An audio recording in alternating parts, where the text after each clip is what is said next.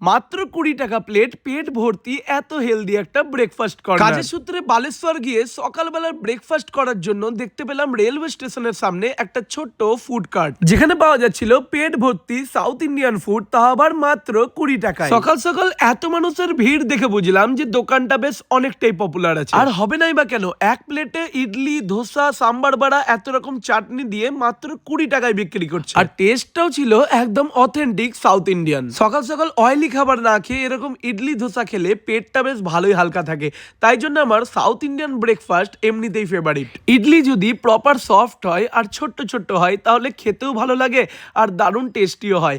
আর এখানকার ইডলিগুলো ছিল একদম প্রপার স্পঞ্জি সফট। তার সাথে দিচ্ছিল 2 রকমের চাটনি, একটা নারকেলের আর একটা টমেটোর, আর দুটোর কম্বিনেশনে মারাত্মক লাগছিল খেতে। তোমরাও যদি কখনো বালেশ্বর ঘুরতে আসো তাহলে স্টেশনের একদম সামনেই এই দোকানটাতে ইডলি ধোসাটা ট্রাই করে দেখো, আমি বলছি মারাত্মক লাগবে। দেখা হচ্ছে পরের ব্লগে একটা সুন্দর রিসর্টের ঠিকানা নিয়ে।